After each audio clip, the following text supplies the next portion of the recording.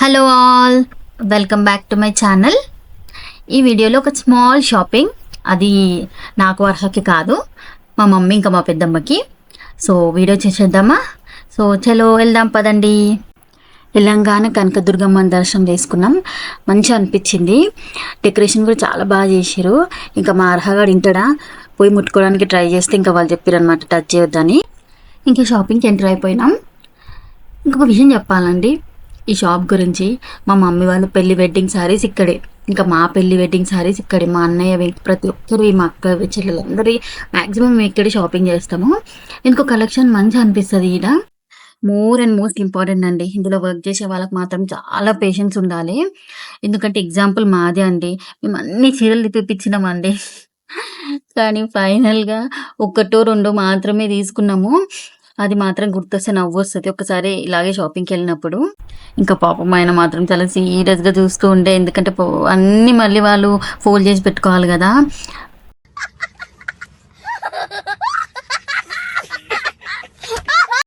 ఇంకా పెళ్ళి షాపింగ్ అంటే చెప్పనే వద్దు. ఇంకా ముందే అందరం మేము ప్రిపేర్ అయిపోతున్నాం అనమాట, ఈరోజు వెళ్దామని. నేను మా సిస్టర్స్ అందరము గుంపుగా పోతుండే అండి. ఆ రౌండ్ అందులో మేము 15 to 20 మెంబర్స్ ఉంటుండే.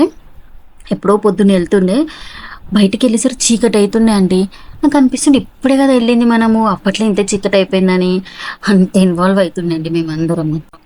ఐ థింక్ చాలామంది దీనికి రిలేట్ అవుతారండి కదా, అలా మీరు కూడా చేశారా? సో అవునైతే మీరు ఒకసారి కమెంట్ చేయండి. ఇంకా పెళ్లి షాపింగ్కి వెళ్ళినప్పుడు నార్మల్గా ఎవరో ఒకరు జెంట్స్ మాత్రం కంపల్సరీ రావాల్సిందే కదా. అందులో మా డాడీయో లేకపోతే మా పెద్దనాన్న ఎవరో ఒకరు వచ్చేటోళ్ళు. ఇంకా వాళ్ళ పరిస్థితి మాత్రం చెప్పొద్దండి. నాకు మాత్రం వెంకటేష్ మూవీ ఉంది కదండి, ఆడవారి మాటలకు అర్థాలు వెళ్ళే మూవీలో వాళ్ళు షాపింగ్కి వెళ్ళినప్పుడు సీన్ అదే గుర్తొస్తుంది నాకు.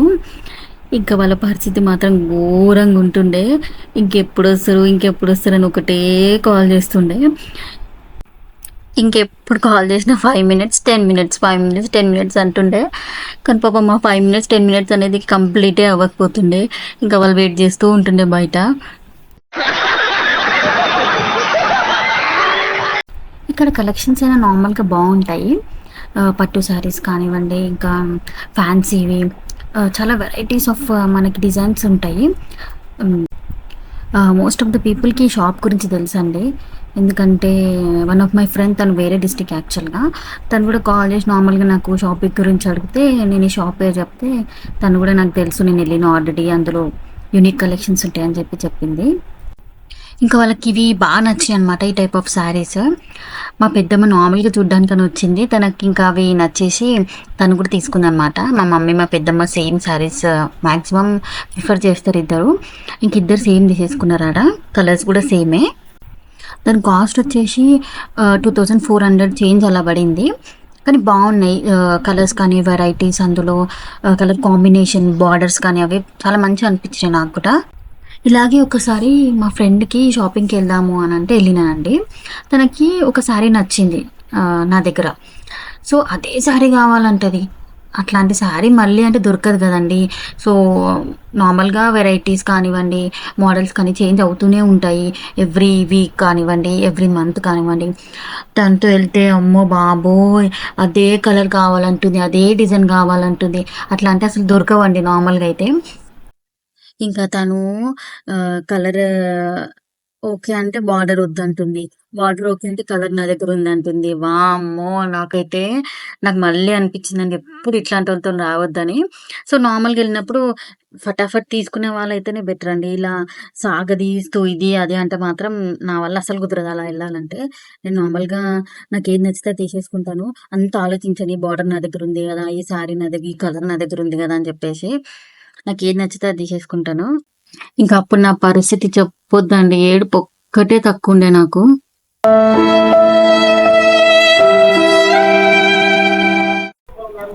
ఇంకా షాప్ నుంచి బయటకు వచ్చిన తర్వాత ఇలా వర్క్ షాప్స్ ఉంటాయండి.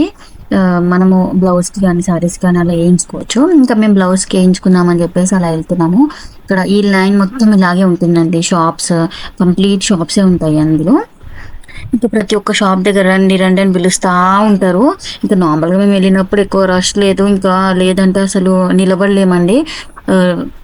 ఇట్లా పిలుస్తూనే ఉంటారు అక్కడ వాళ్ళు.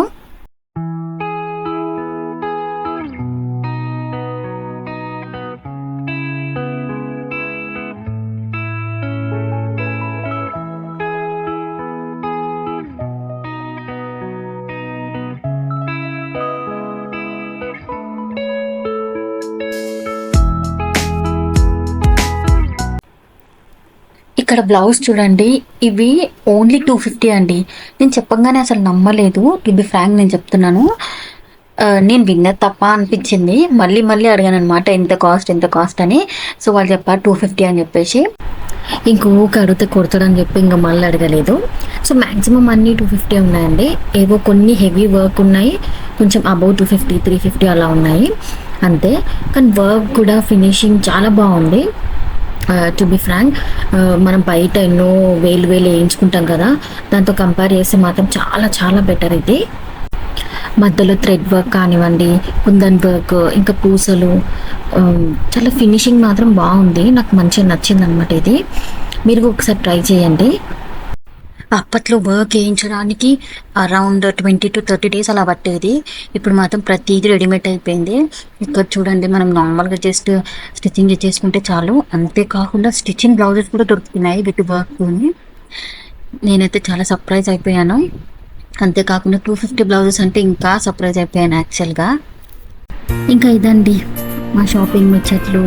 మీకు ఎట్లా అనిపించింది? మీకు నచ్చితే లైక్ చేయండి, షేర్ చేయండి and subscribe to my channel. వెళ్ళబోయే ముందు ఒక చిన్న మాట, believe in god and yourself అండి. And especially follow your heart. And మీకు ఏది నచ్చితే చేయండి. చలో bye, thank you so much.